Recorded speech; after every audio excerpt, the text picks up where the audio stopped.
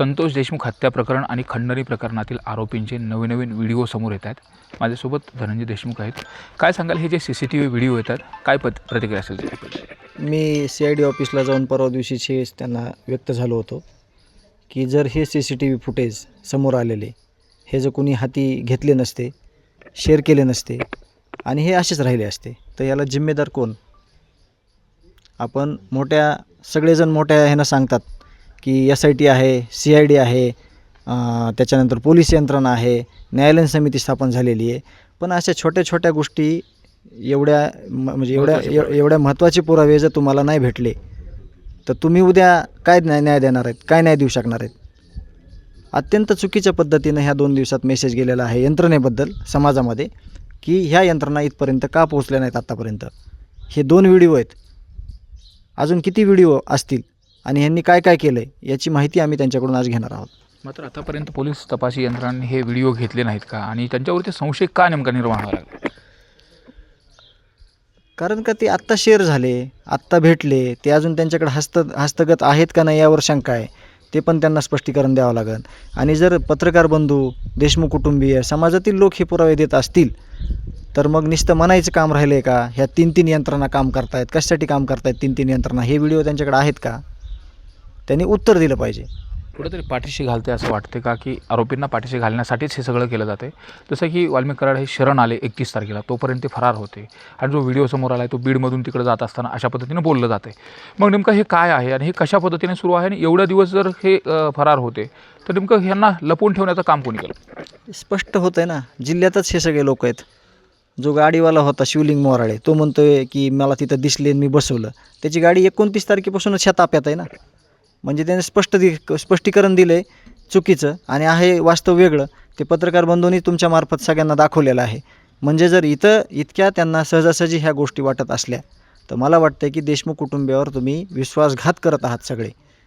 माझा आरोप आहे हे चुकीच्या पद्धतीनं हे जर असं झालेलं असेल तर खूप चुकीची गोष्ट करताय तुम्ही आणि ह्याचे खूप चुकीचे परिणाम होतील. मात्र आपली लढाई रस्त्यावरती सुरू आहे, मोर्चे निघत आहेत, खूप मोठ्या प्रमाणात लोकांमधून संताप व्यक्त केला जातो आहे.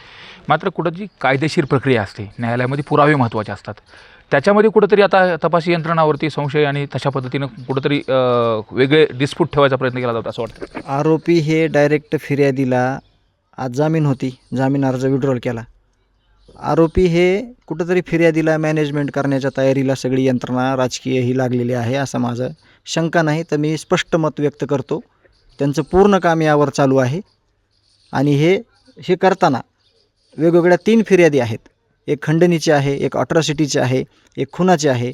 या लोकांना कुठंतरी दबावतंत्र वापरून, राजकीय त्यांची पॉवर वापरून कुठंतरी यांना हे सगळं माघारी घ्या असं यांचं दबावतंत्र सध्या चालू आहे. मात्र आपण जर बघितलं तर वाल्मिक कराड यांना काल MCR झाली, न्यायालयीन कोठडी देण्यात आली. त्यानंतर मात्र त्यांच्या तब्येतीचं कारण देखील दाखवलं गेलं, आता हॉस्पिटलमध्ये उपचार सुरू आहे. हे सगळं राजकीय लोकांच्या जे त्यांचे हस्तक आहेत सगळ्या जिल्ह्यामध्ये तुम्ही बघितलं, आंदोलन केलेले हस्तक सगळे चुकीच्या मार्गाने आंदोलन करत होते, चुकीच्या गोष्टीसाठी करत होते, आरोपीसाठी करत होते. या लोकांच्या कुठंतरी संपर्कात येऊन कुठंतरी काहीतरी त्यांना मेसेज द्यायचा असेल किंवा काहीतरी चुकीचं काम करायचं असेल किंवा काही दबावतंत्र वापरायचं असेल यासाठी चाललेली ही सगळी खटाटोप आहे.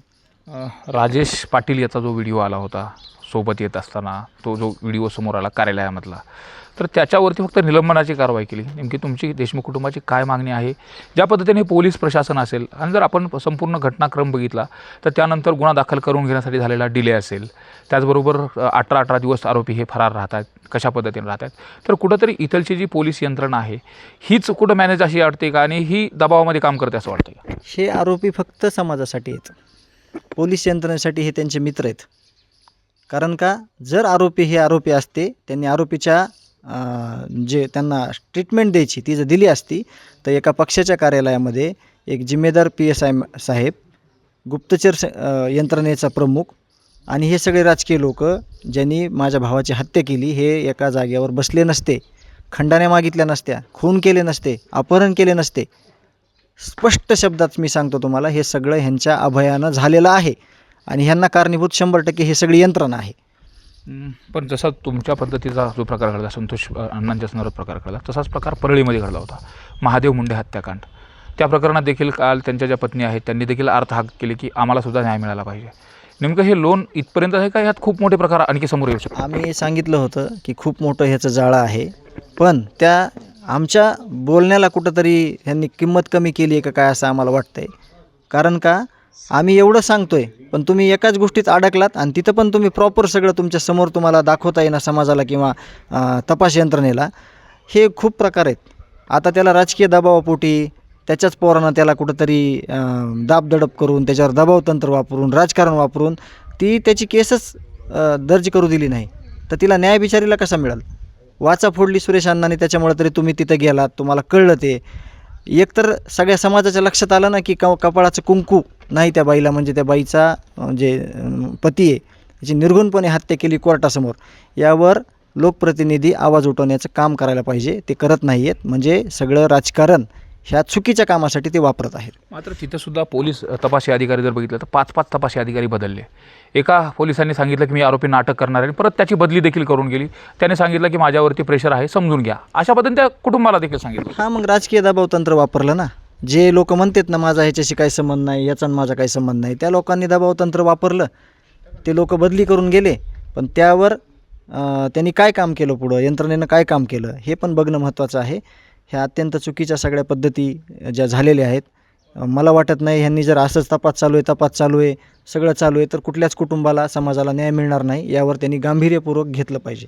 महादेव मुंडेंच्या कुटुंबाला देखील न्याय मिळाला पाहिजे, कारण त्यासाठी कशा पद्धतीने तुमची भूमिका असेल? 100% न्याय मिळाला पाहिजे. ज्यावर अन्याय झाला आहे त्या कुटुंबाला न्याय मिळाला पाहिजे आणि ह्या गोष्टीच घडल्या नाहीत पाहिजे. ती गोष्ट तिथं थांबली असती तर माझ्यापर्यंत विषय आला असता का? मग तिथले लोकप्रतिनिधी, तिथले जिम्मेदार लोक, तिथले लोक काय करत होते? 14 महिने झाले त्या प्रकरणाला. 14 महिने झालं. मग यांनी काय केलं? यांना घरात पण न्याय द्यायचा नाही तर समाजाला काय न्याय देऊ शकणार आहेत? एक त्यांच्या ज्या त्या ताई आहेत रात्रीच्या आम्ही ज्ञानेश्वरी ताई, त्यांना जर न्याय देऊ शकत नाही तर हे समाजाला काय न्याय देणार आहेत? देऊ शकतील का न्याय? हे देऊ शकत नाहीत न्याय. हे